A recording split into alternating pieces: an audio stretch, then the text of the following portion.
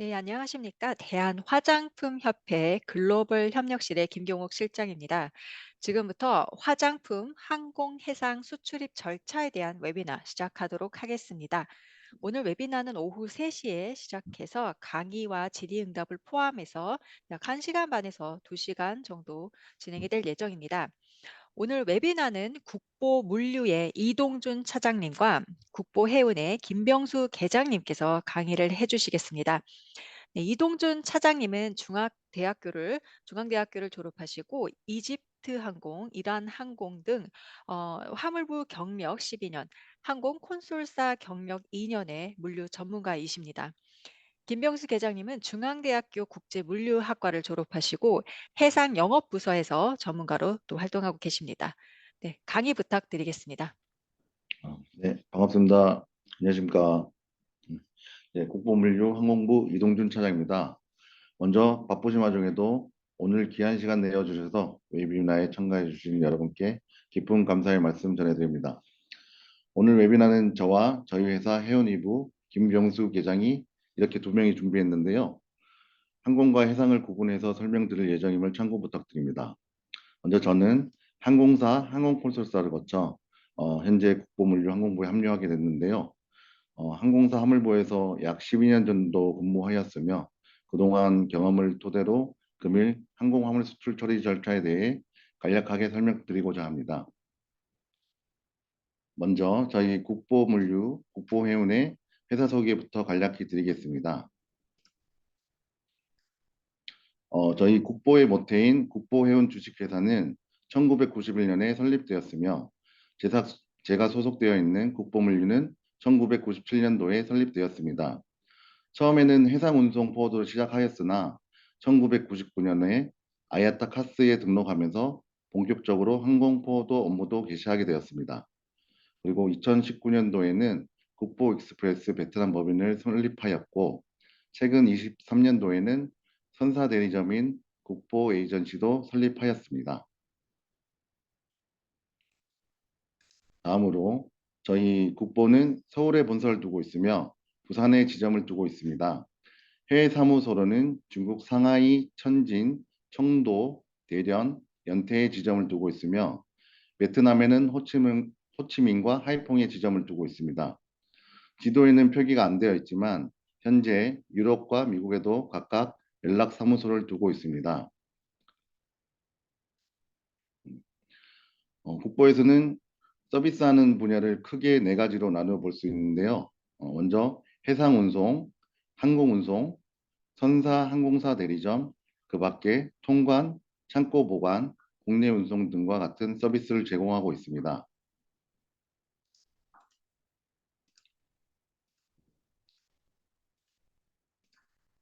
다음으로 저희가 작년 2023년 화장품 매출 실적은 해상 수출로 60건 정도 진행했으며 약 100TU 정도를 진행하였습니다. 아울러 항공 수출도 매달 차이가 있긴 하지만은 월 5톤에서 10톤 정도의 물량을 핸들링하고 있습니다.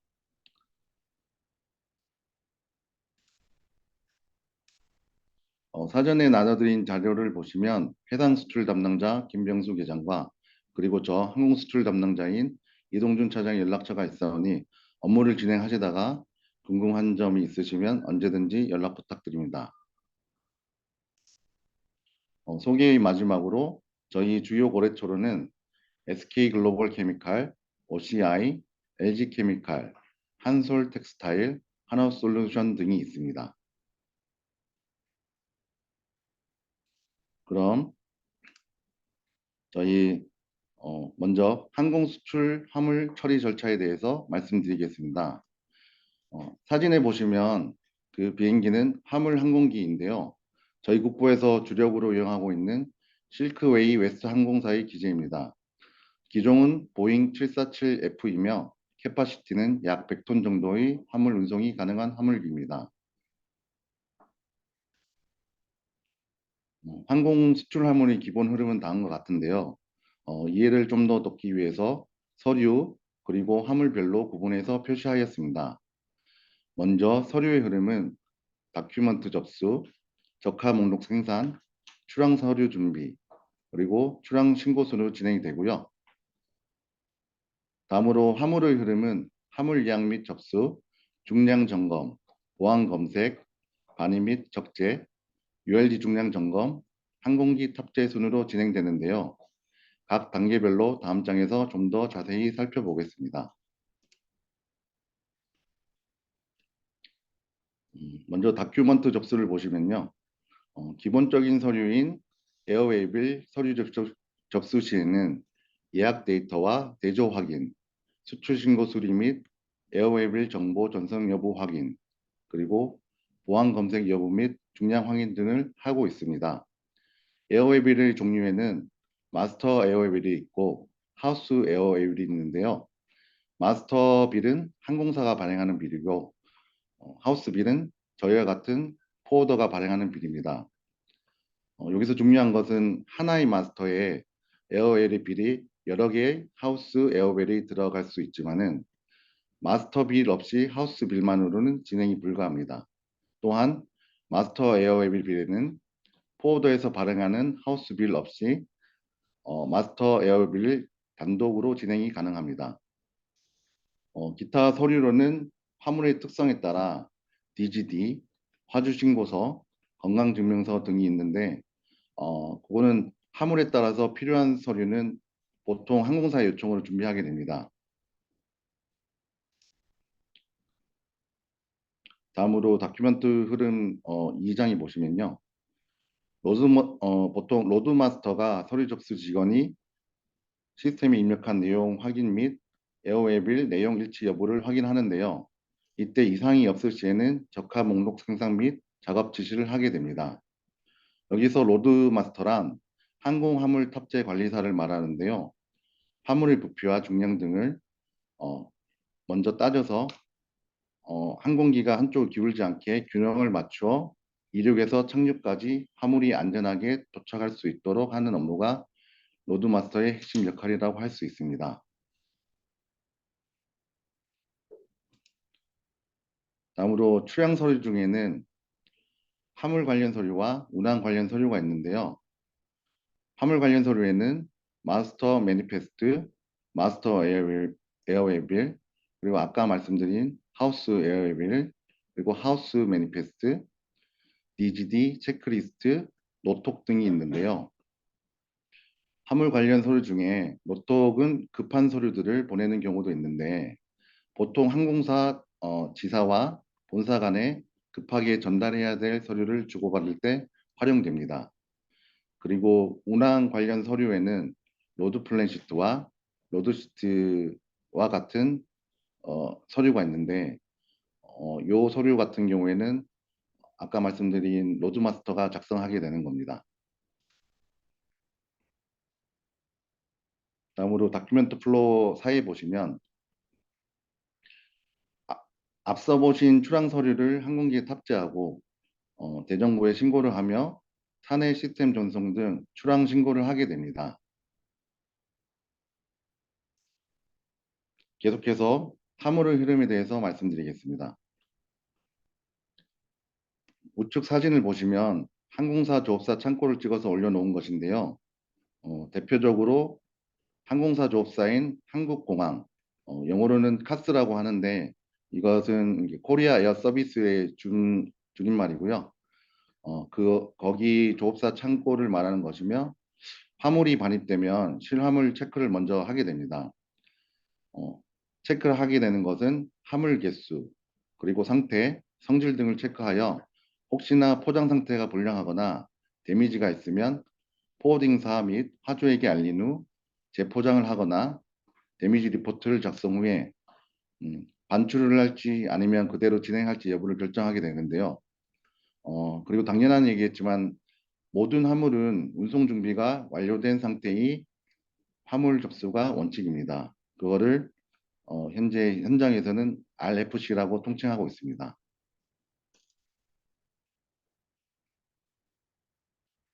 두 번째로 중량 점검을 하게 되는데요. 실중량의 경우 우측 왼쪽 사진에 나와 있는 전자저울을 활용합니다. 측정된 중량은 오른쪽 사진과 같이 웨잉 슬립지가 자동 생성되면서 그리고 중간 왼쪽 사진에 보시면 RF 스캐너를 통해서 측정된 중량이 자동으로 전송이 되어 데이터상에 기록됩니다. 부피 중량은 우측과 같이 화물의 세 변의 길이를 직원이 직접 수동으로 매뉴얼로 측정을 하게 되면서 보통 1cm 단위를 끊어서 측정을 하게 되면서 밀리미터까지는 측정하지는 않습니다. 부피 중량을 측정하는 방법은 세변을 곱한 값에 숫자 6천을 나누면 되는데요. 예를 들어서 세변의 길이가 100cm의 화물이 있다고 가정하면 그 화물의 부피 중량은 약 176kg가 되는 겁니다. 이것은 또한 항공 화물에서는 167km를 CBM으로 따졌을 때 1CBM이라고 명칭합니다. 여기서 우리 하주분들께서 가장 중요하게 생각해야 될 것은요. 어, 항공 화물의 경우에는 실제 무게하고 부피 무게 중에 양쪽 중에 더 높은 무게를 기준으로 항공 운임을 지불하게 되는데요. 그때의 지불 무게를 차저블 웨이트라고 명칭합니다. 그래서 가끔 가시다가 그 실제 화물 무게는 100kg밖에 안 되는데 왜 웨이트가 뭐 200kg나 지키냐 이렇게 말씀하시는 경우가 있는데 그때는 부피의 중량이 그만큼 나가기 때문이라고 판단하시면 될 것 같습니다. 다음으로 보안 검색에 대해서 말씀드리겠습니다. 우리가 해외 여행 시에 기내에 탑승하기 전에 출국장에서 백팩이나 기타 반입하는 물건에 대해서 엑스레이 검사를 하는 것 같이 화물에서도 화물실에 탑재하기 전에 엑스레이 검사를 하게 됩니다. 보통은 엑스레이 장치의 폭이 170이고 높이도 한 170 정도로 제한이 되어 있는데요.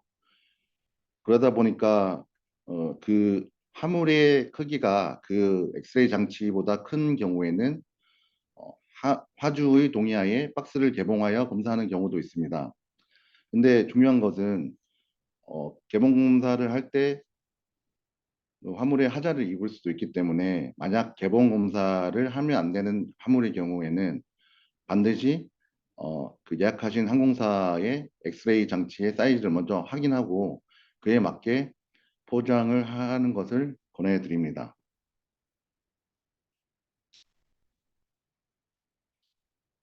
다음으로 반입 반출 및 적재에 대해서 말씀드리겠습니다. 여기서 반입 반출의 기준은 항공사의 조업 창고 기준이며 그에 따라 반입은 로케이션인, 반출은 로케이션 아웃이라고 표현합니다.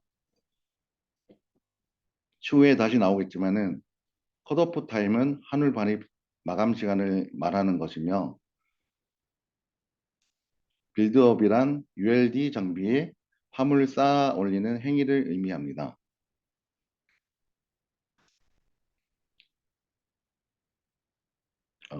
죄송합니다. 다음으로 ULD 중장 점검 및 스팟 이동에 대해서 말씀드리겠습니다. 서류상에 있는 무게와 실제 측정한 무게 간의 차이가 발생할 경우에는 아까 말씀드린 로드마스터가 조업사의 담당자에게 무게를 재측정하라고 지시하는 경우도 있는데요. 보통 서류상 무게가 실제 무게보다 낮을 경우에는 당연히 재측정하게 되는데 만약에 서류상 무게가 실제 무게보다 높을 경우에는 경우에 따라서 로드마스터가 그냥 넘어가는 경우도 있습니다. 그건 왜냐하면 당연히 서류상의 무게가 더 높으면 운임이 더 높아서 높게 받을 수 있기 때문에 그런 거겠죠. 여기서 우리가 이제 중요하게 생각해야 될 부분은 보통 우리가 사전에 그 운임을 먼저 받아야 되는 경우가 있는데 그때는 실제 중량이 미리 필요할 경우에는 포도 창고 중량으로 하게 되는 경우도 있습니다. 그렇지만 그 아까 기준이 항공사 조업사의 중량이 기준이라고 했기 때문에 포도 창고 중량을 마감하게 될 경우 항공사 중량이 좀 더 높게 나오면 이건 반드시 재측정을 해야 되기 때문에 이렇게 재측정을 하게 되는 상황을 피하기 위해서는 보통 포도 창고 중량의 무게의 한 5에서 10kg 정도 업을 해서 서류나 서류를 마감하게 됩니다.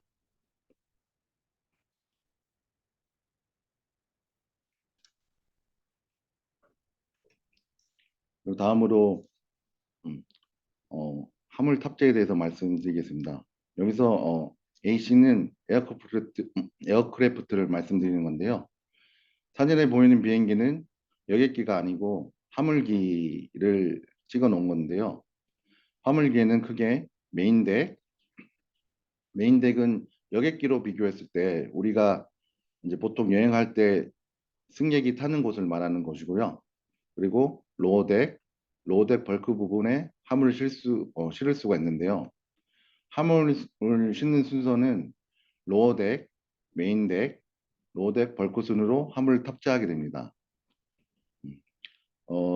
위의 사진을 보시게 되면 화물기 노즈도어를 통한 화물을 탑재하는 것을 찍은 것인데요. 메인덱 화물이어도 보통 항공기 측면에 싣기 어려운 길이가 긴 이른바 장축 화물의 경우에는 사진에서 보시는 것처럼 노즈도어를 열어서 어, 저렇게 쉽게 됩니다. 여기서 이제 실제로 화물기 메인덱에 화물을 탑재하는 어, 어, 죄송합니다. 네, 그 사진을 참고해 보시면 될 것 같고요.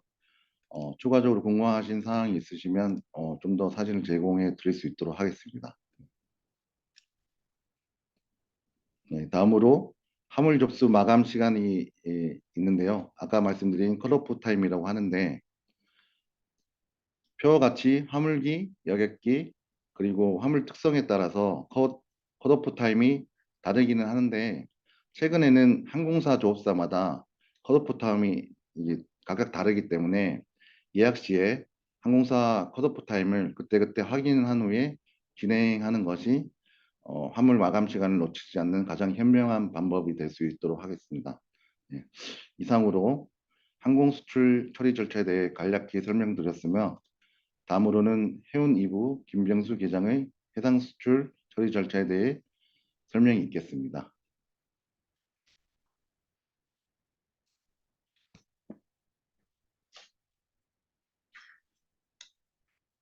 안녕하십니까.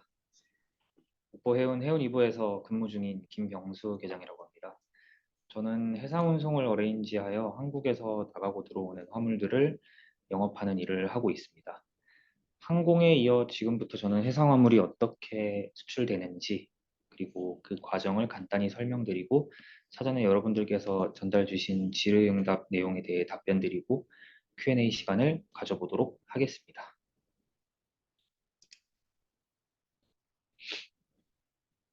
그러면 해상 수출 화물 처리 절차에 대한 강의 시작하겠습니다. 해상도 항공과 큰 틀은 똑같습니다. 이렇게 시간대별로 보았을 때 크게 서류와 실물이 움직이는 양상으로 나뉘게 되고요. 서류 단계를 먼저 말씀드리자면 처음에 화물을 어느 스케줄로 선적을 하실지 결정이 되면 이제 부킹을 합니다. 그리고 부킹을 한 후 선사로부터 선복 컨펌을 받게 되면 선사에 제출해야 될 선적 서류들을 제출을 해야 됩니다. 그리고 이따 자세하게 설명드리겠지만 대표적인 선적 서류로 필요한 것이 인보이스와 패킹 리스트 두 가지입니다. 이런 서류들을 취합하여 선사에 제출을 하게 되면 최종적으로 화물이 세관에 수출 신고가 되어야 하고 신고가 승인되면 화물이 선박에 적재됩니다. 그리고 출항을 하면 비로소 BL이 발행되게 됩니다. 화물 단계도 간단한데요. 선사에서 부킹 컨펌을 받고 나면 픽업 예약했던 공컨테이너를 원하는 날짜에 작업하는 곳까지 저희가 배차를 드리고 컨테이너 작업이 완료가 되면 이제 운송이 이루어집니다. 그리고 최종 터미널에 반입이 된 후 선박에 적재가 되는 이런 양상입니다.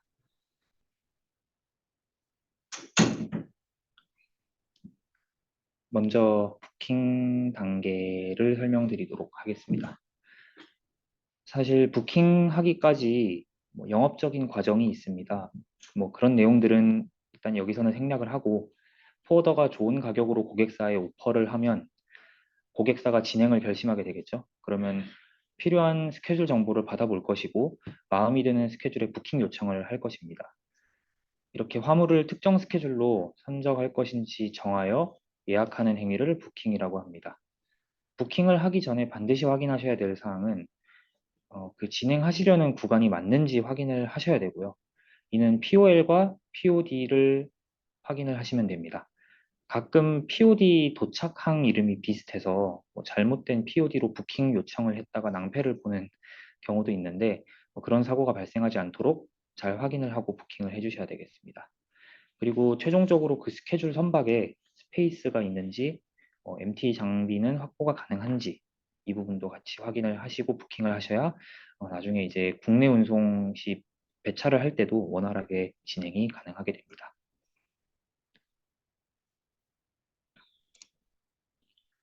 부킹이 완료가 되었다면 그 다음에는 선사가 제시하는 마감 시간에 맞춰서 선적 서류를 제출을 해야 됩니다. 이것을 SR이라고 해서 쉬핑 리퀘스트라고 하는데 선적 전 선사가 요구하는 서류가 다음과 같이 크게 상업송장, 커머셜 인보이스라고 하는 상업송장과 패킹 리스트가 있습니다. 여기에 나와 있는 이 두 서류를 가지고 저희 포워더사가 이제 고객사로부터 받으면 저희는 해당 자료에 있는 정보를 취합해서 선사에 제출을 하게 됩니다. 양식은 이따 보여드릴 텐데 어느 정도 정해진 틀 안에서 이제 필요한 정보들이 다 들어가 있어야 되고요. 해당 정보를 토대로 이제 저희가 나중에 선사로부터 BL을 받게 되는데 그 BL은 나중에 이제 신용장 거래 시 은행에서 뭐 클리어 판정을 받기 위해서 뭐 중요한 문구가 필요하다거나 그럴 수 있기 때문에 이 서류도 또 중요한 단계라고 볼 수 있겠습니다.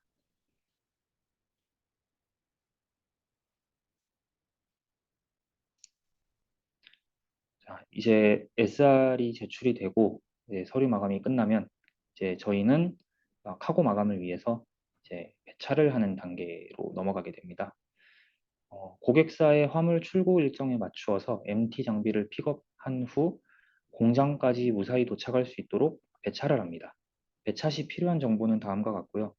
화주 공장 위치, 컨테이너 사이즈, 그리고 작업 일자 시간, 그리고 MT 픽업지, 그리고 나중에 들어갈 터미널 풀 반입지, 그리고 선사 부킹 넘버와 카고 마감일 정도 필요하고요.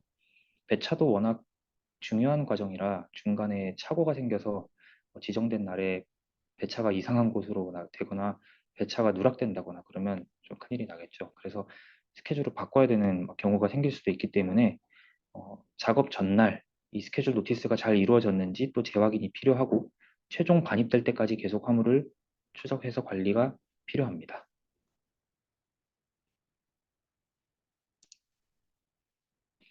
다음은 세관에 정식으로 저희 화물이 이제 이렇게 나갑니다라고 신고를 해야 됩니다. 포워더사는 이 업무를 관세사분들과 협업하여 진행을 하는데요. 수출 신고 시기는 화물 선적 전까지 반드시 이루어져야 하고 필요 서류는 앞서 SR 접수 단계에서 말씀드렸던 인보이스와 패킹 리스트가 기본적으로 필요합니다. 그리고 실제 세관에 수출 신고하시는 분들은 관세사분들인데 관세사분들이 5인 미만으로 사업자를 차리고 있으면 관세사분이라고 표현을 하기도 하고 그 이상의 규모가 있는 법인사를 차린 경우라면 관세사법인에 문의를 해서 진행을 하기도 합니다.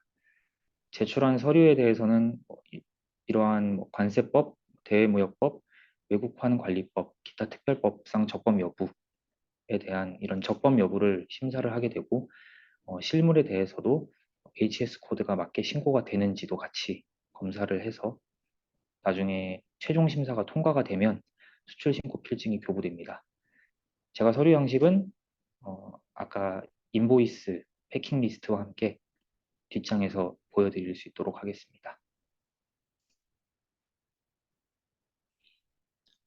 면장까지 교부가 되고 화물이 무사히 터미널 반입된 후 이제 선박에 적재가 되고 수출 절차가 이제 끝나게 됩니다.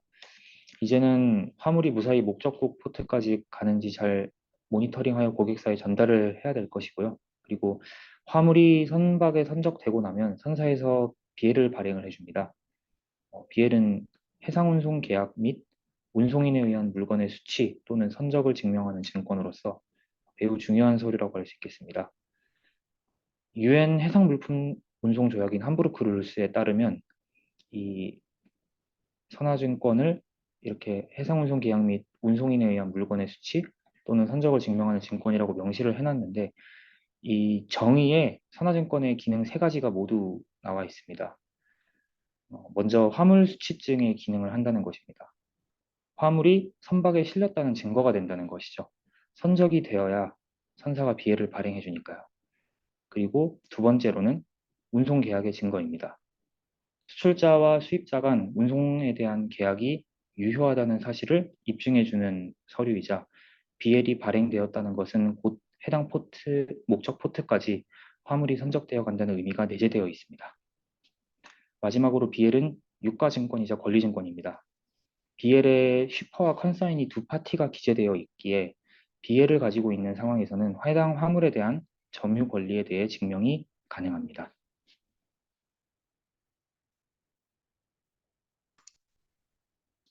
그 다음으로는 화물 트래킹 단계라고 제가 이렇게 넣어놨는데 화물이 목적지로 잘 가고 있는지 저희가 모니터링하는 단계입니다. 특히 다이렉트가 아닌 TS 포트로 진행이 되는 경우라면 환적 단계에서 세컨 모선으로 무사히 연결되는지 반드시 확인이 필요합니다. 그래서 모선 위치를 조회하여 지속적으로 업데이트를 하고 도착지에 파트너와 연계해서 진행을 해야 되는 경우라고 한다면 도착지에 미리 부킹 정보를 전달해서 도착지에서 문제없이 딜리버리 될 수 있도록 신경을 쓰는 단계입니다. 이로써 해상 수출 프로세스에 대해 정말 짧고 간략하게 설명드렸고요. 이후 궁금한 점에 대해서는 제게 별도로 메일을 주셔도 좋고 연락을 주셔도 상관없습니다. 이어서 설문지 및 사전 참가 등록 시 문의하신 질문에 대해 답변 드리는 시간을 갖겠습니다.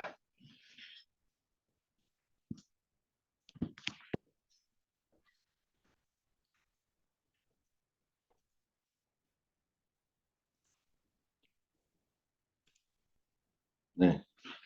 사전에 저희에게 먼저 설문지를 대한화장품협회에서 이렇게 배포하고 설문지를 문의 주신 글이 많았는데요. 그리고 이번 참석자분들께서도 등록하실 때 문의 주신 거를 한 번에 취합해서 이렇게 정리를 한번 해보았습니다. 그 중에는 많이 중복되는 그 질문이 많아갖고 그거를 합쳐갖고 올 땐 오늘 정리해 보았는데 만약에 이제 기타 추가적으로 궁금하신 점이 있으시면 저에게 따로 연락을 주시면 감사하겠습니다.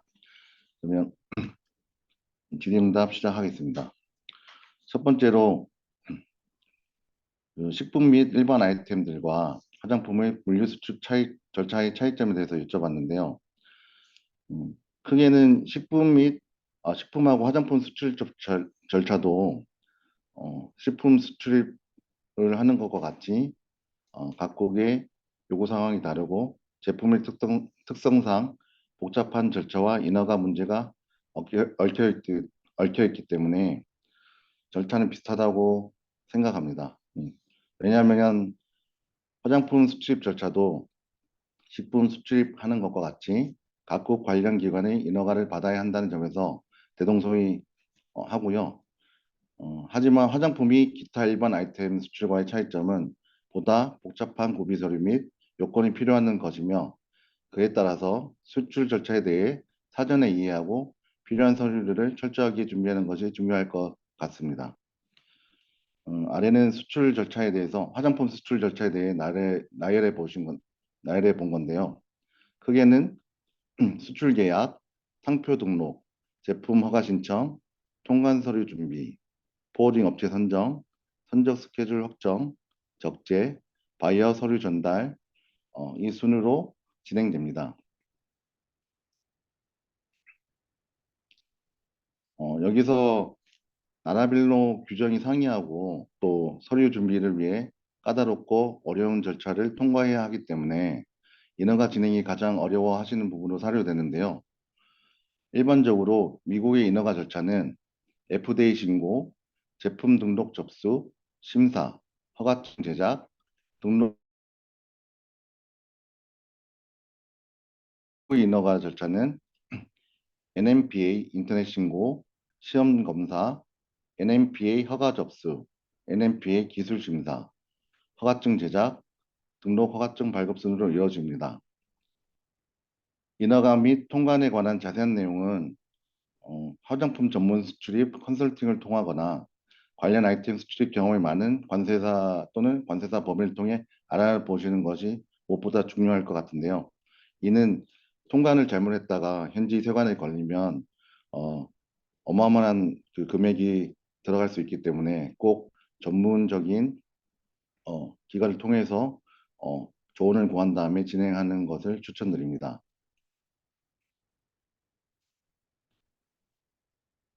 어, 다음으로 가연성 용기 화장품 항공 수출에 대한 문의가 있었는데요.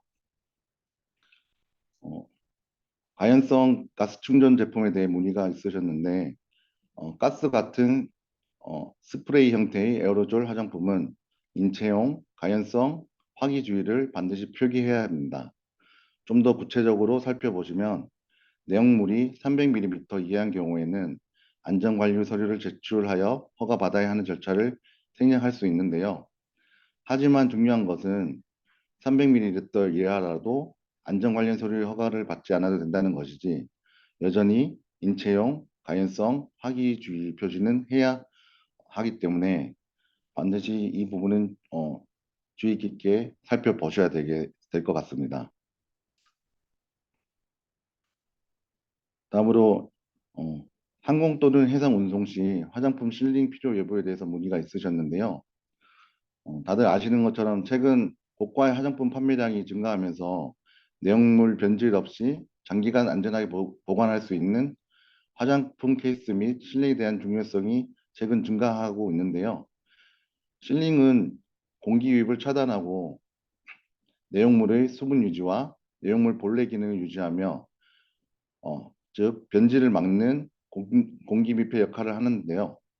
운송 중에는 장거리를 가면서 수시로 온도와 습도, 먼지 등의 외부 환경에 좀 더 취약해질 수 있기 때문에 장기간 보존성을 유지하기 위해서 실링이 더욱 필요할 것으로 사료됩니다. 다음으로 어, 운송 중에 실제로 이제 제품에 전달되는 온도의 범위에 대해서 문의가 있으셨는데요. 먼저 항공을 살펴보면 화물실의 실내 온도는 보통 대략 10도에서 27도를 유지하게 됩니다. 항공기 화물실은 환기, 기압, 온도 조절, 소화 장치 유무에 따라 여러 구획으로 나눠져 있는데요. 아래 표에 보시면 어, 고도 1만 미터 상공을 바깥 온도는 영하 50도 내외이기 때문에 순항 중에 조종실에서 화물실 온도를 일정 기준으로 조절해 주고 있는데요. 보잉 747 화물기 정용기 같은 경우에는 어, 먼저 메인 데크는 어, 2도에서 27도 그리고 온도를 설정하지 않는 경우에는 15도에서 20도 정도 화물 온도를 유지시킵니다. 그리고 하부 전방 화물실, 아까 말씀드린 로어덱이라고 할 수 있는데요. 로어덱 같은 경우에는 온도 설정이 불가한데 보통 이것도 5도에서 27도의 온도 유지를 하고 있습니다. 후방 화물실은 로어덱 벌크실이라고도 하는데요. 온도 설정을 할 경우에는 마이너스 6도에서 14도씨고 온도 설정을 하지 않을 경우에는 16도에서 30도 정도 온도가 유지되고 있습니다.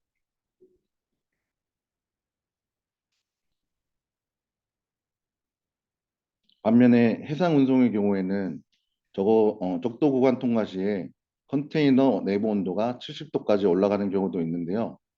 온도에 민감한 화장품 제품 등에는 각별한 주의가 요구되며 필요시 온도 조절 컨테이너를 사용 고려할 필요가 있습니다.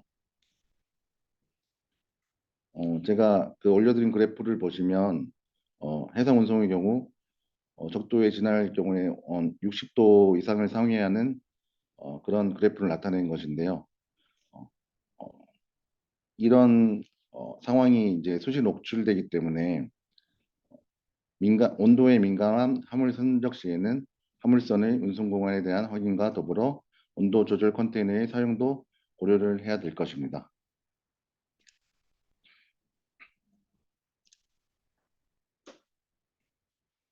다음으로 운송 비용에 대해서 많은 문의가 있었는데요.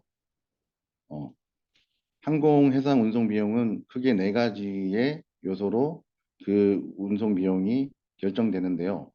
첫째는 목적국가 거래에 따른 운임 차이, 둘째는 성수기 비수기에 따른 운임 차이, 셋째는 노선 수요에 따른 운임 차이, 그리고 마지막으로 네 번째는 외부 요인에 따른 운임 차이가 있을 것입니다. 다들 아시겠지만 우리가 가까운 아시아에 비해 거리가 먼 미주 지역이 소모되는 유류의 양이 더 많기 때문에 당연히 운임이 비싸지는 것이고요. 이는 유류 할증료에도 비례하여 적용이 되는데요. 유가가 낮을 때는 그 차이가 얼마 안 나지만은 유류 할증료가 1,000원 중반으로 올라가게 되면, 그러니까 여기서 1,000원은 그러니까 키로당을 말하는데요. 보통 항공운송에서는 유가가 키로당 500원에서 많게는 2,000원까지 이 레인지에 왔다 갔다 하면서 매달 운임이 유류 할증료가 변경이 되는데요. 1,000원 중반으로 이제 상대적으로 높이 올라가면 지역에 따라 유류 할증료의 폭도 커져갖고 상대적으로 장거리인 미주나 유럽의 운임이 더 비싸게 체감되는 것은 당연할 것입니다. 그리고 이번에 보시면 성수기, 비수기에 따른 운임 차이를 말씀드렸는데 어, 성수기는 항공으로 따졌을 때는 보통 9월에서 12월까지가 성수기라고 하고 나머지의 경우는 비수기라고 하는데 최근에는 그 시기가 많이 변해서 3월, 4월 중에도 약간 성수기와 비슷한 수요가 나는 경우가 있어 갖고 성수기, 비수기의 구분은 사실상 최근에는 크게 많이 차이가 어, 나지 않는다고 보시면 될 것 같습니다. 3번 노선 수요에 따른 운임 차이를 보시면 우리가 서울 강남이나 종로에는 버스가 많이 다니는데 지방 도시나 오지로 가면 많게는 1시간씩 뭐 한 대의 버스가 올 때도 있는데요. 그거와 마찬가지로 모든 수출국, 수입국에는 동일한 서비스를 기대할 수는 없겠죠. 그래서 당연히 선호 노선에 따라서 운임 차이 및 스케줄 빈도가 다르다고 볼 수 있습니다. 근데 여기서 중요한 것은 어, 그 특수 지역에 강점이 있는 물류사, 저희 같은 포워더가 어, 있기 때문에 비용 절감 및 스케줄 확보에 도움을 받을 수 있고요. 그런 상품과 네트워크를 많이 보유한 포워더, 물류사를 선택하는 것이 무엇보다 중요하다고 볼 수 있습니다. 네 번째로 외부 요인에 따른 운임 차이가 있는데 항공 운송을 예로 들면 우리가 이미 코로나 때 겪었듯이 어, 코로나 때는 여객기가 많이 있었습니다. 여객기에도 여객기 하부에 보시면 로우덱이라고 해서 화물을 뭐 적게는 10톤에서 많게는 20톤 가까이 실을 수 있는데요. 그때 여객 노선의 다낭으로 극심한 화물 스페이스 공급 부족으로 인해서 운류 비용이 늘어난 적이 있었는데요. 그런 경우를 외부 요인에 따른 운임 차이라고 말할 수 있고 또 한 가지로 러시아 우크라이나 전쟁 같이 전쟁으로 인해 유럽으로 화물을 운송할 때 어, 기존의 러시아 영공 통과를 했던 노선이 그 전쟁을 위해서 러시아 영공 통과를 하지 못함에 따라서 더 가깝고 짧은 시간에 갈 수 있는 거리를 더 길고 먼 거리를 우회해서 돌아가기 때문에 그 비용이 늘어난다고 볼 수 있습니다.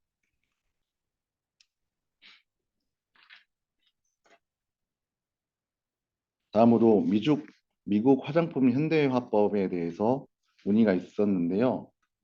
영어로는 Modernization of Cosmetics Regulation Act of 2022년이라고 하는데 뭐 가장 요점은 2022년에 화장품 규제에 대해서 보다 현대화된 법이라고 할 수 있으며 2022년 12월 29일에 서명된 법률이라고 볼 수 있습니다.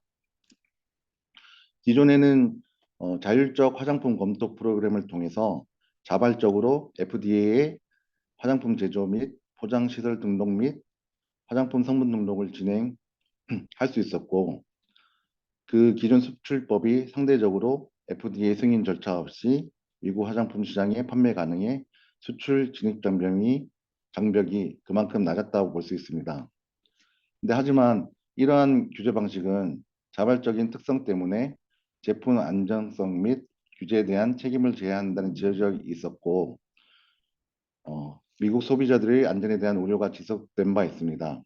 따라서 FDA는 기존 화장품 규제와 규제의 한계와 문제점을 해결하고 미국 소비자들의 안전을 보장하고자 새로운 화장품 인증 및 규제법인 영어로는 모코라를 제정하게 되었습니다.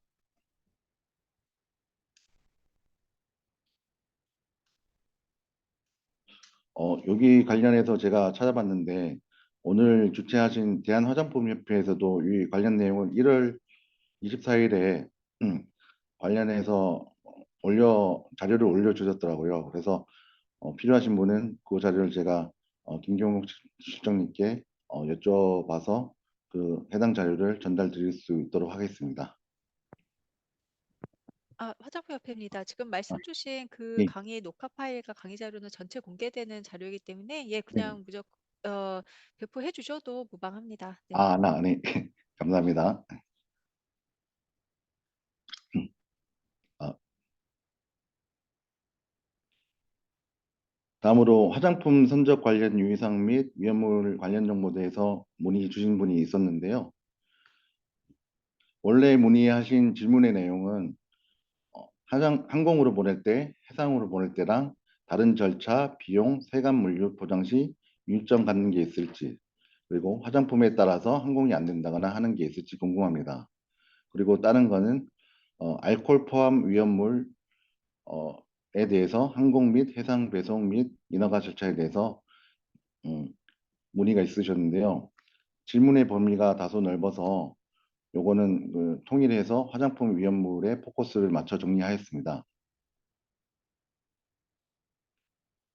먼저 유의사항으로는 우리가 젤 타입 및 액체 화장품에 대해서 좀 신경을 쓸 부분이 있는데요. MSDS는 필수적으로 이제 요구되고요. 그리고 MSDS라도 오래된 MSDS는 항공사에서 거절을 하는 경우가 많습니다. 그래서 꼭 2년 내에 작성된 MSDS를 항상 구비하시면 좋을 것 같습니다. 그리고 통상 우리 젤 타입의 화장품은 위험물로 분류될 확률이 높은데요.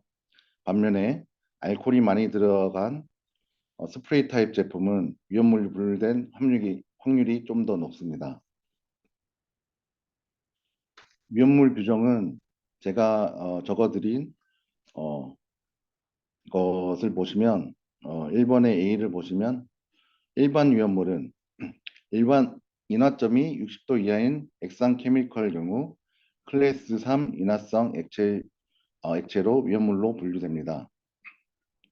이것은 아이아타 디지 규정에 따라 적용된 것인데요. 따라서 이런 위험물 같은 경우에는 위험물 포장 요구 및 할증된 운임이 적용됩니다.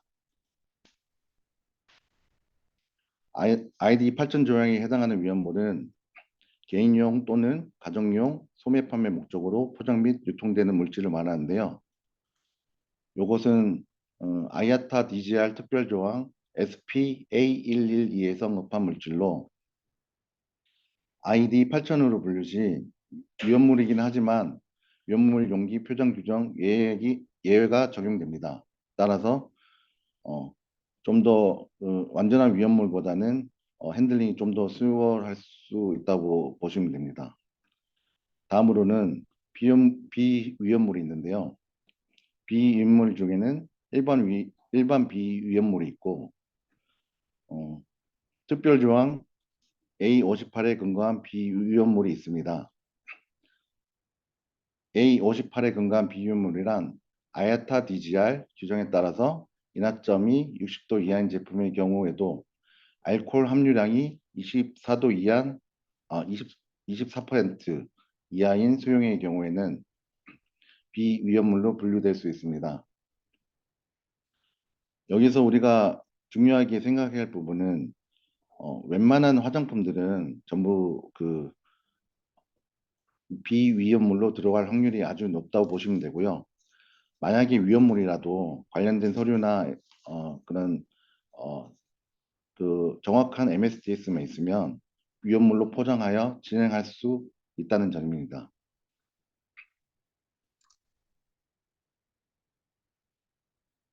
다음으로 포워드 인사를 선택할 때 유의할 점을 이제 문의 주셨는데요. 그 항공운송업체 또는 전문 포워드를 선택할 때는 몇 가지 요소를 고려하는 것이 중요합니다. 첫째는 사업을 시작한 지 얼마나 됐는지, 특화된 영역과 경험은 어떠한지, 수출 품목과 대상국가의 규정에 대해 얼마나 잘 알고 있는지, 문제가 발생하면 어떻게 대처해야 하는지 알고 있는지, 수출입 대상국의 지사, 에이전트 등 네트워크가 얼마나 든든한지 등의 여부를 꼼꼼하게 따져봐야 됩니다. 우리가 하는 가장 큰 실수가 물류비 절감을 위해서 가장 저렴한 운임을 오퍼하는 업체를 선택하는 것인데요. 이때 만일 배송이 지연되거나 세관이 지연되거나 분실 또는 잘못 취급되는 경우 훨씬 더 많은 비용이 들 수 있기 때문에 무조건 가장 저렴한 운임을 찾는 것은 좀 피해야 할 거라고 생각합니다. 저희 해운항공은 국보해운은 30년의 오랜 노하우와 각 아이템의 특성에 맞는 전 세계적 파트너 네트워크를 오랜 기간 유지하고 있습니다. 저희는 코로나 때도 물류 대란이 심했었는데 선사 그리고 이제 항공사들과 협력 관계를 구축해서 화주분들에게 수출 선복을 합리적인 가격에 제공하였습니다. 따라서 어, 관련해서 저희한테 문의를 주시면 최대한 성심성의껏 답변해 드리도록 하겠습니다. 그리고 포워딩사 비딩에는 계약을 하는 경우에 여러 가지 경우가 있는데요. 포워딩사 비딩은 월별, 분기별, 반기별, 연간으로 계약 규모나 물량 및 화물 특수성에 따라 기한이 정해집니다. 비딩을 진행하실 때에는 적어도 월간 각 화주분들께서 꾸준히 진행되는 지역의 물량 정보도 같이 주시면 보다 경쟁력 있는 운임을 제공받을 가능성이 높아지기 때문에 반드시 문의를 하실 때는 월 어느 정도 그리고 사이즈라든지 그 구체적인 화물 디테일에 대해서 같이 말씀해 주시면 어, 가장 좋은 운임을 받을 확률이 높아질 수 있습니다. 그리고 합리적인 물류비 선정 및 업체 선정을 위해서는 번거롭더라도 복수의 물류업체의 견적을 의뢰하는 것이 좋습니다. 물류비는 운송, 창고, 보관, 포장, 통관 등 요청 사항에 따라서 구성 내용이 달라지는데요. 수출입 부대만 하더라도 업체별로 견적서에 기재하거나 노력하는 항목들이 더러 있기 때문에 비용 비교는 당연히 쉽지 않을 수 있습니다.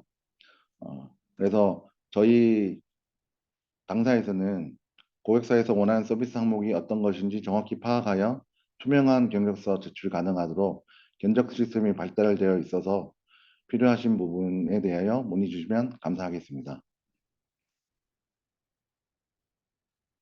다음으로 위험물 MSDS 작성법에 대해서 문의하신 분이 있었는데요. 어, 보통 MSDS 같은 경우에는 산업안전보건공단 사이트에 가면 직접 작성이 가능합니다. 제 해당 그 전화번호와 링크는 그 보시다시피 걸어 놓긴 했는데요. 여기서 중요한 거는 그 MSDS 같은 경우에는 위험성이나 물리화학적 특성을 기입하여 산업재해가 발생할 경우 환경부, 노동부 제재의 페널티를 받을 수 있기 때문에 가능하시면 MS 작성 전문기관에 통해서 작성하는 것을 추천드립니다. 다음으로 그 완제품 부자재의 원산지 표기에 대한 질문이 있었는데요. 현재 그 부자재를 중국에 수입하셔갖고 완제품에 생산을 할 때 원산지 표시가 메이드 인 코리아와 메이드 인 차이나 두 개로 표시한다는 분이 계셨는데 제가 확인해 본 결과는 완제품 제작을 위한 목적으로 수입되는 부자재의 경우 수입지 원산지 표기가 면제되는 것으로 알고 있습니다. 이 부분에 대해서는 정확히 어떠한 절차로 원자재를 수입하시는지 확인이 필요하고 또 관세사와 상담을 추천드리며 관련 규정을 발췌하였으니 제가 발췌한 내용을 참고하시기 바랍니다. 이어서 사전 질의에 대한 내용에 대해서 김명수 계장이 이어서 답변 드릴 수 있도록 하겠습니다.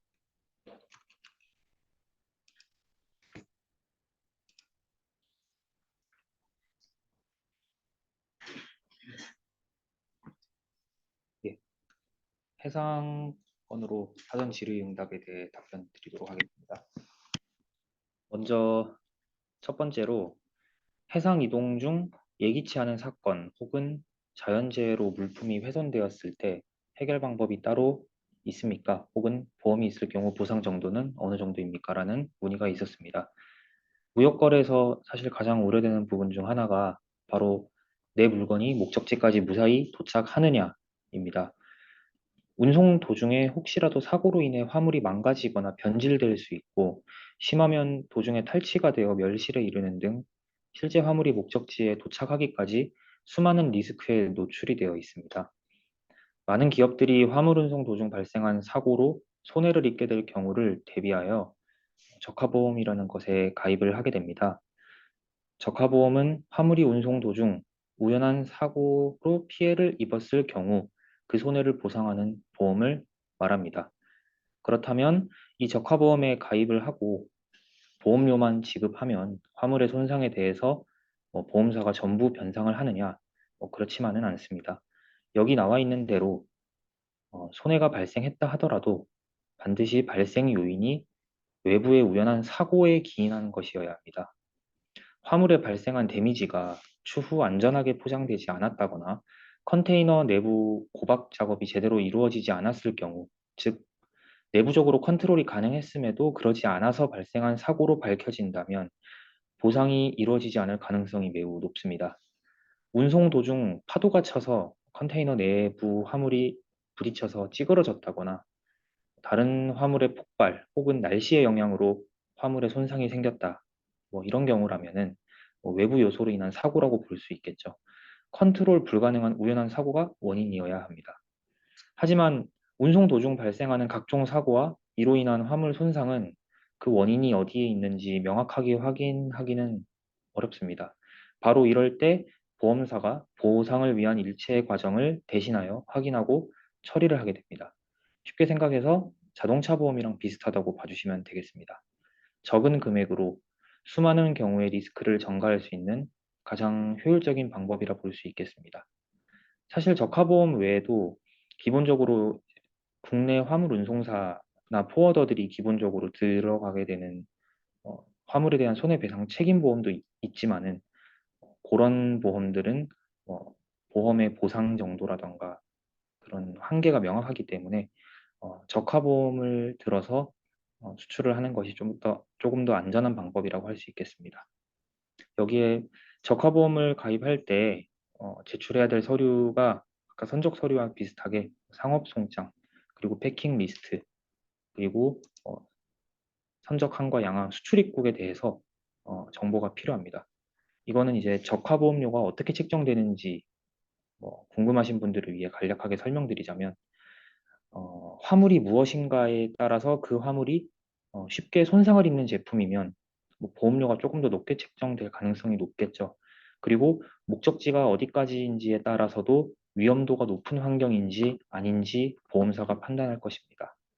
그래서 이런 본인의 화물에 대한 정확한 적하보험 금액이 얼마인지를 확인하고 싶으시다면 보험사에 이런 서류와 정보들을 제출을 하여 문의를 하시면 좀 더 친절하고 정확한 답변을 받아볼 수 있을 것입니다.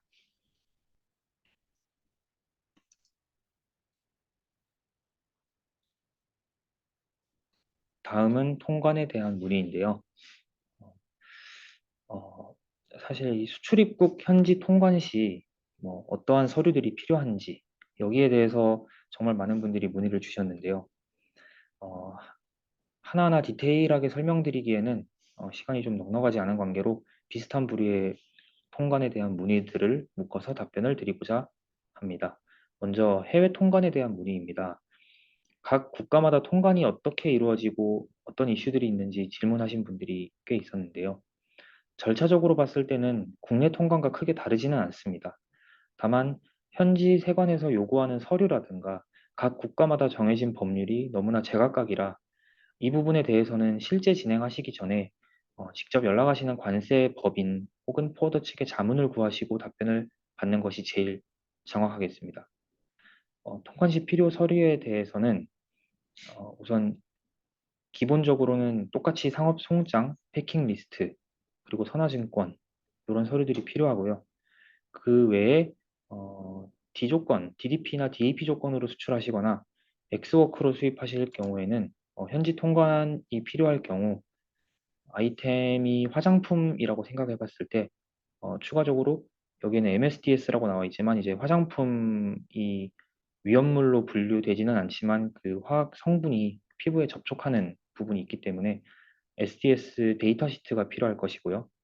그리고 무역 관계 증명서가 필요한 경우도 있고, 그리고 이제 나중에 도착지 세관에서 뭐 관세 관련 FTA 협정 세율을 적용받아서 뭐 면제 혜택을 받거나 이러기 위해서는 원산지 증명서가 필요할 것입니다. 다음은 수입 통관 시 일정 시간 지연되는 이유에 대한 문의도 있었는데요. 수입 통관 시에는 모든 화물에 대해서 세관이 불시에 랜덤 검사를 실시하게 됩니다. 언제 검사를 하는지에 대해서는 전혀 예측을 할 수는 없지만 저희가 컨트롤 불가한 부분이기 때문에 검사가 걸리게 되면 검사를 하는 장소로 화물이 이동돼서 엑스레이 등의 방법으로 검사를 한 후 검사 승인이 나야지만 화물을 다시 찾아갈 수 있게 됩니다. 거기에 따른 별도 운송 보관 비용에 대해서도 화주분들의 부담이 될 텐데 검사는 보통 짧게는 3일, 식품이나 화학 성분 등 정밀 검사가 필요한 제품이라면 10일 넘게 걸리는 경우도 있으니 참조하시기 바랍니다.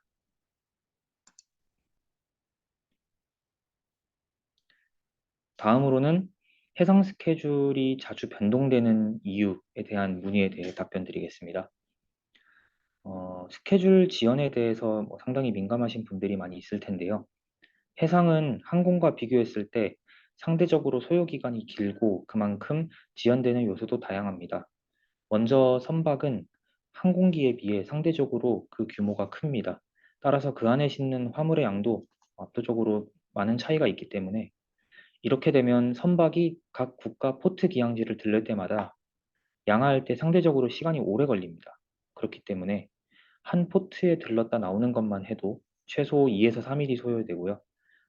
아무리 시스템이 잘 되어 있어서 ETD, ETA 날짜를 사전에 확인을 했다고 하더라도 한 서비스 레인에 들어가는 포트가 근해 구간이면 최소 5개 정도, 그리고 원양 노선에는 많게는 10개, 20개까지도 될 텐데 한 포트당 하루씩만 지연돼도 최종적으로는 도착지에서는 10일에서 20일까지 지연되는 사태가 일어나는 것입니다. 그리고 각 포트 터미널에도 운용 가능한 캐파적 한계가 존재하므로 개발도상국 포트에서는 시설이 노후되어 물량 처리가 늦어지는 경우가 생길 수도 있고 하루에도 수십 대가 오고 가는 터미널에서 사소한 사고라도 생기게 되면 그 뒤에 대기하는 모든 선박들이 지연이 되는 그런 구조를 가지고 있습니다. 이렇게 기본적으로도 지연이 생기는 사유가 여러 가지인데 특수한 상황인 항만 파업이라든가 코로나와 같은 팬데믹 상황에서는 터미널 마비까지 오게 된다면 더 많은 지연, 혼선이 발생하게 될 것입니다. 이 외에도 선사가 의도적으로 스케줄을 조정하는 경우가 있습니다. 대표적으로 블랭크 세일링이라고 불리는 임시결항인데요. 어떤 선사는 베슬 오밋이라고 표현하기도 하는데 같은 의미입니다. 저희 업계에서는 흔히 스킵되었다고 하는데 블랭크 세일링은 선사가 의도적으로 항해를 취소하는 것을 말합니다. 그 목적은 선복에 대한 수요와 공급의 균형을 맞추는 동시에 스케줄 정시성을 맞추기 위함입니다. 예를 들어서 특정 달에 화물량이 갑자기 급감하는 경우 운영 비용을 줄이기 위해 한 항차를 의도적으로 스킵을 합니다. 그러면 선복이 줄어든 상황에서 그 뒤에 있을 항차 모선에는 상대적으로 수요가 높아집니다. 이렇게 일시적인 공급 수요 균형을 만들어 운임을 안정화하거나 인상하는 데 활용하기도 하며 모선이 너무 정체가 돼서 지연이 심한 경우에는 아예 해당 포트의 모선은 콜링을 스킵을 해서 다음 모선이 제때 들어갈 수 있도록 정시성을 맞추는 데에도 활용을 합니다. 그 외에도 롤오버라고 하는 경우도 있는데 이것은 해당 모선의 선복 이슈로 인해서 짐이 너무 부킹을 많이 받아서 오버부킹이 된 경우에 선사가 의도적으로 몇몇 화물을 그 뒤에 있는 항차 모선으로 이제 넘기는 경우를 말하는데 결과적으로는 이 롤오버가 되었을 때 화주분들께서는 스케줄 노티스를 받을 때 지연이 된 것으로 인식이 되기 때문에 이러한 선복 이슈로 인해서 해상 스케줄이 자주 변동되고 지연되는 결과를 낳게 됩니다.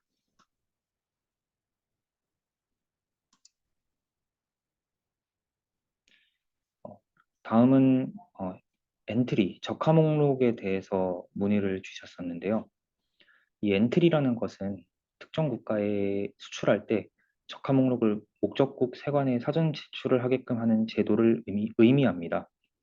국내에서는 국내에서 수출할 때 따로 적화 목록을 신고를 해야 되고, 그리고 목적국 세관에도 따로 이 적화 목록을 사전에 제출을 해야 됩니다. 이 제도를 중국과 일본에서는 AFR이라고도 하고, 미국에서는 AMS, 캐나다는 ACI, 북유럽은 ENS라고 부릅니다. 적화 목록상 품명을 허위 기재할 경우에는 어떤 불이익이 있는지에 대한 문의도 있었는데요.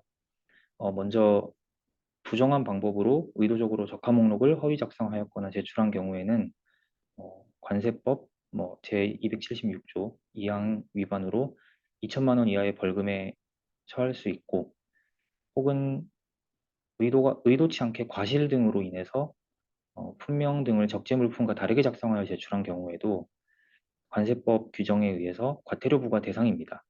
10만 원 정도가 된다고 하는데 이 부분은 어, 사전에 이런 불미스러운 일이 발생하지 않도록 적합 목록을 제출할 때는 반드시 확인을 하여 인보이스 패킹상 제품과 일치하는지 확인을 하시고 작성을 하시면 되겠습니다.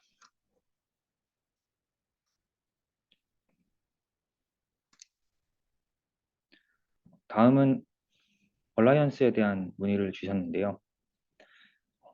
해운동맹부터 먼저 말씀을 드리겠습니다.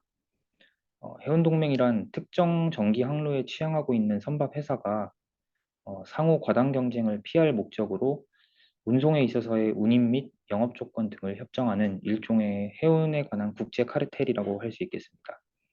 항공 동맹도 뒤에서 설명드리겠지만 우선 예를 들어서 설명드리자면은 해운사 A가 부산과 싱가포르를 잇는 전기선 항로를 가지고 있는데 여기에 이제 해운사 B가 동일한 항로에 취항을 하는 경우 A와 B는 경쟁 관계가 형성되게 됩니다. 이렇게 되면은 부산과 싱가포르에 필요한 선복이 과잉할 경우 과다 경쟁 체제로 서로 이제 운임 경쟁을 하게 되는데 이렇게 되면은 A사와 B사 모두 손해를 입을 것입니다. 이를 막기 위해서 A사와 B사는 협정을 체결하는데 같은 노선을 이용하는 항로에서는 운임을 서로 갖게 하자는 것입니다. 여기서 시작된 것이 해운동맹입니다. 해운동맹의 경우 운임과 관련된 협정이 중요하기 때문에 운임동맹이라고도 하는데요. 특히 비동맹 기업과 동맹 기업을 구분할 필요성이 있기 때문에 동맹 기업 전용으로 화물을 전달하는 화주에게 운임상 혜택을 주고 동맹 기업과 비동맹 기업을 모두 이용하는 회사에게는 주지 않는 이중운임 제도를 운영하기도 합니다. 2024년 현재 해운동맹 현황을 보면 전체 물동량의 34% 정도를 차지하고 있는 2M이라고 하는 해운동맹이 있고 그 다음으로 약 30%를 차지하고 있는 오션 얼라이언스, 그리고 한국의 HMM이 소속되어 있는 D 얼라이언스가 있습니다.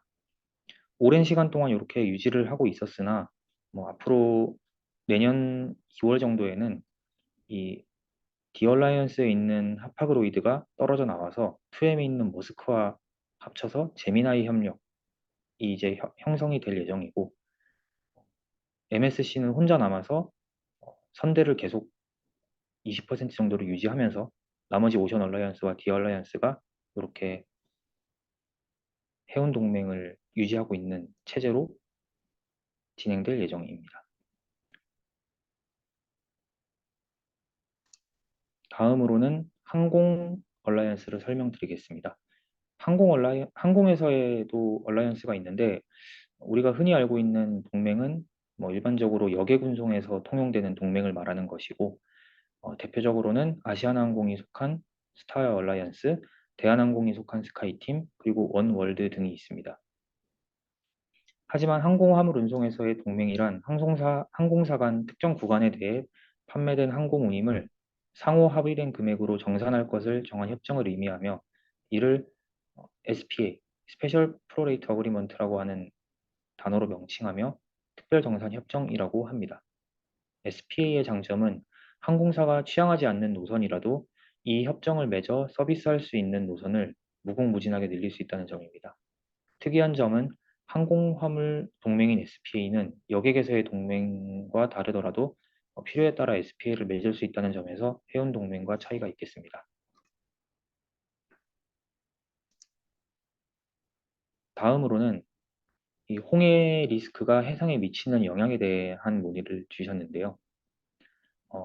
우선 홍해 구간에 대해 간단히 말씀드리자면 아시아 유럽 해상 물류 경로를 잇는 중요한 구간이며 전체 해상 컨테이너 물동량 중 약 30%를 차지할 정도로 많은 교역이 발생하고 있는 구간 중 하나입니다.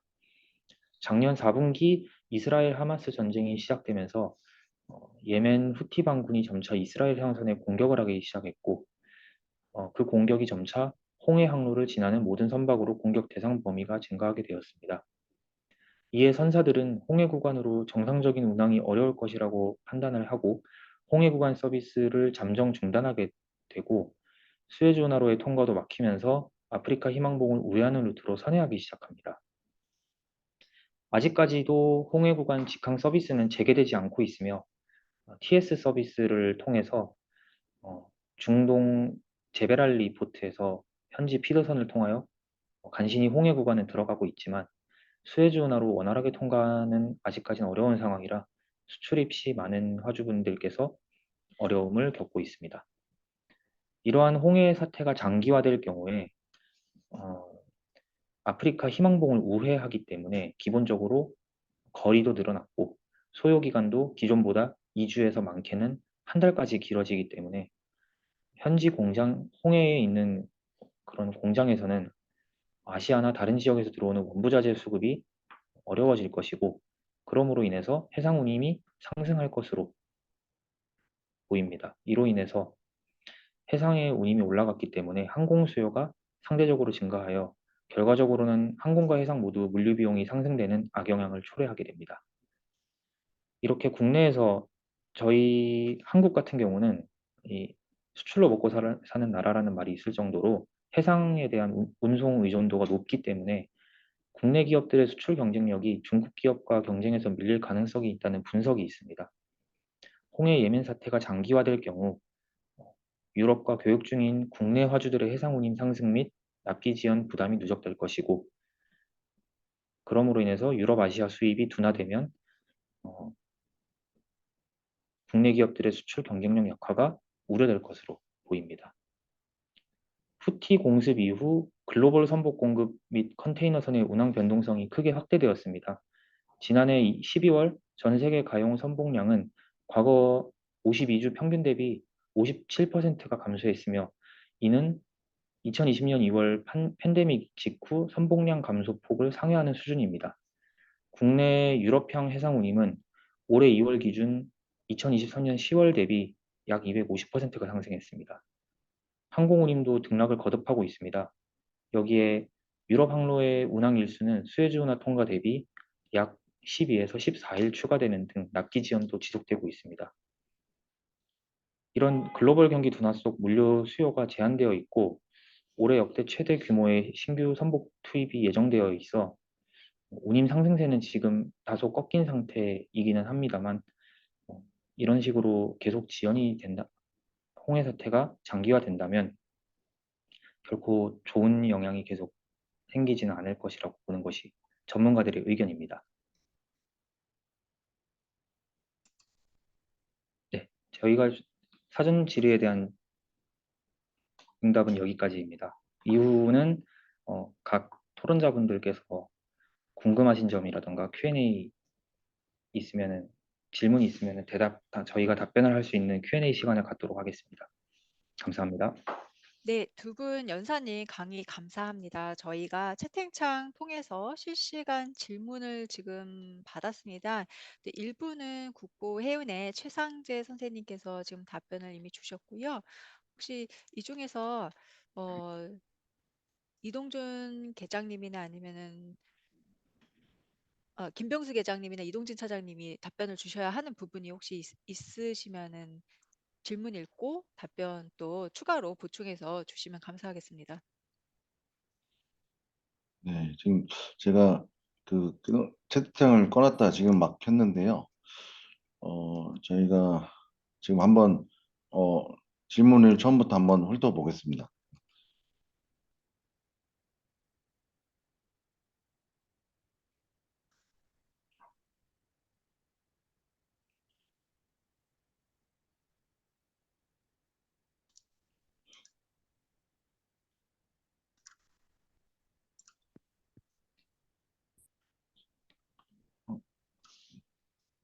해상운송 시 클리어링 텍스는 수출자 또는 수입자 정도가 지불하는지에 대해서 여쭤보셨는데 우선 클리어링 텍스 아, 아, 여기 대해 답변을 주셨네요. 네, 그러니까 네, 여기에 대해서 답변이 된 것 같습니다. 네, 지금 저희가 질문자랑 답변을 하신 거랑 좀 겹쳐 있어 갖고 좀 구분하기가 현재 좀 많이 어려운 상태인데요. 요거를 저희가 어, 다시 한번 요 검토를 해갖고 해당 혹시 연락처를 남겨주시면 저희가 추후에 한번 보내드리는 걸로 그렇게 정리를 한번 해도 될까요? 네, 그러면은 지금 네, 저희 실시간 네, 채팅창을 통해서 제출될 질문은 지금 대부분 1차적으로 국무위원회 다른 그 직원분께서 지금 답변을 해주신 것 같으세요. 그래서 네, 지금 한 5분 정도 채팅창을 저희가 열어놓고 추가적인 질문이 있으실 경우에 네, 그 이메일 주소랑 질문을 주시면 되고요. 아니면 웨비나 종료 후에 저희 대한화장품협회로 제 이메일 주소 A007 골뱅이 kcia.or.kr 그쪽으로 또 질문 주시면 저희가 모아서 국보회원에 전달 드리고 답변이 네, 되실 수 있도록 안내해 드리도록 하겠습니다. 네, 네, 그러면은 저희가 오늘 웨비나는 요 정도에서 마치고요. 사실은 저희가 통관 물류 관련해서는 협회에서는 처음 이렇게 웨비나를 개최했기 때문에 조금 부족한 면도 있고 조금 더 심화 과정이라든지 기초 과정이라든지 이렇게 내용을 나눠서 했으면 좋겠다라는 지금 의견도 저희 설문조사 만족도 설문조사란에 지금 남겨주신 분도 지금 있으신 것 같으세요. 저희가 이렇게 만족도 조사에 남겨주신 의견은 저희 좀 더 좋은 교육을 내용을 구성을 하고 연사를 섭외하는 데 굉장히 도움이 많이 됩니다. 그리고 저희 강의 자료는 PDF 파일을 지금 만족도 설문조사 링크 타고 들어가시면은 이메일 주소 남기게 돼 있으시거든요. 네, 남겨주신 주소로 저희가 금주 내에 발송을 해드리도록 하겠습니다. 네, 그리고 오늘 장시간 이렇게 또 좋은 내용으로 정보 전달해 주신 우리 국보 해운과 국보 물류 담당자 선생님 연사님께 감사드리고요. 이상으로 물류 웨비나는 마치도록 하겠습니다. 네. 긴 시간